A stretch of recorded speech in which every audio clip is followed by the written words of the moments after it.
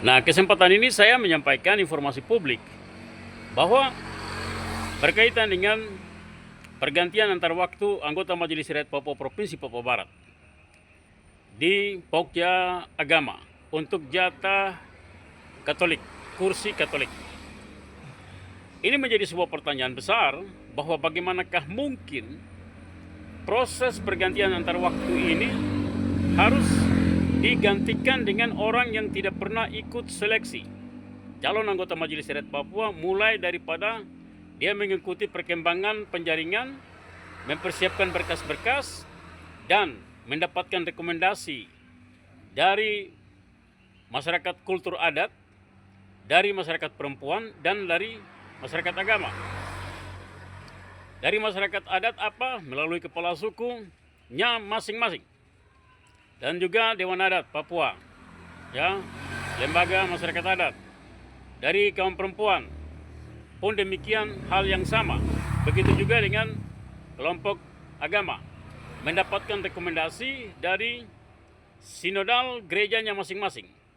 Kalau di Katolik dari keuskupan.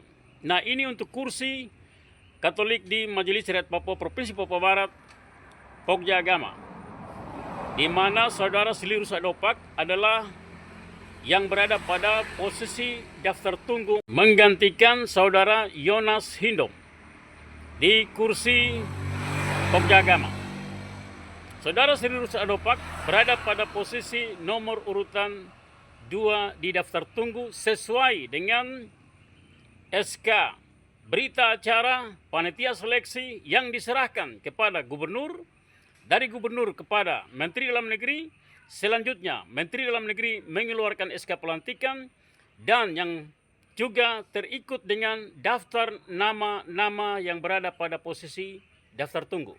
Disitulah nama Silirus Adopak ada. Lalu yang terada nama, ini dari mana datang antar dagu, ini memalukan.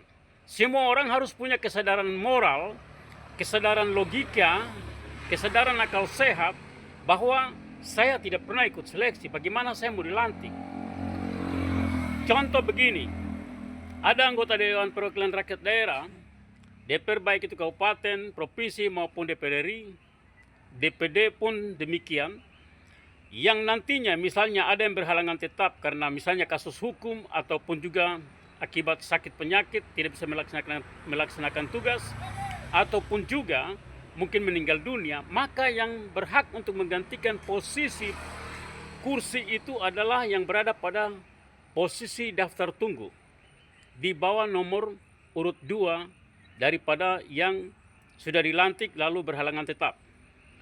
Seperti itulah yang dialami oleh Silirus Adopak di Majelis Rakyat Papua dalam proses seleksi sampai dengan posisi keberadaan dia sebagai posisi daftar tunggu dan siap untuk menggantikan saudara Hindom di situ yang sudah almarhum meninggal dunia. Nah, pertanyaannya, bagaimanakah mungkin sampai hari ini gubernur tidak mengambil langkah kebijakan untuk segera memproses bagian ini? Gereja Katolik dalam hal ini tidak punya kewenangan lebih, kecuali misalnya ada perbuatan tidak menyenangkan secara hukum yang fatal oleh saudara Silirus Adopak lalu dibatalkan rekomendasi daripada Katolik. Itu pun juga kalaupun dibatalkan saudara Silirus Adopak, maka sudah tidak ada lagi untuk jatah Katolik. Dengan demikian ada yang mau diusulkan ke sana harus melalui proses aturan. Tidak asal utus-utus orang, bawa-bawa orang antar-antar dagu, tidak bisa. Ini bukan orang masuk di bar, bukan masuk di karaoke supaya tidak ada uang juga antar dagu ke sana. Sorong-sorong dagu untuk bisa dapat minum bir di situ, sorong-sorong dagu untuk bisa menyanyi di situ. Ini Majelis Rakyat Papua, lembaga kultur, lembaga yang diatur oleh undang-undang di dalam Negara Kesatuan Republik Indonesia. Semuanya ada aturan, tunduk kepada Pancasila dan Undang-Undang Dasar 1945, mengabdi kepada Negara Kesatuan Republik Indonesia. Artinya bahwa itu ada aturan di situ. Jadi untuk masuk sebagai anggota Majelis Rakyat Papua di Provinsi Papua Barat, bahkan juga 5 provinsi lain, di 6 provinsi yang ada di atas tanah Papua ini, semuanya diatur di dalam Undang-Undang Otonomi Khusus Papua sampai kepada peraturan pemerintah pengganti undang-undang. turun sampai kepada yang namanya peraturan daerah khusus, Perdasus, turun sampai kepada yang namanya adalah peraturan gubernur. Bagaimanakah mungkin gubernur mengeluarkan peraturan lalu tidak menggunakan kapasitas sebagai kapasitas pemerintah daerah untuk mengambil langkah kebijakan ini? Maka di sini saya menilai bahwa ada tekanan-tekanan luar yang masuk mengganggu langkah kebijakan gubernur untuk memutuskan proses PAW pergantian antar waktu anggota Majelis Rakyat Papua di Provinsi Papua Barat ini, khususnya untuk kursi Katolik. Jadi jangan mempermalukan nama Tuhan di sini.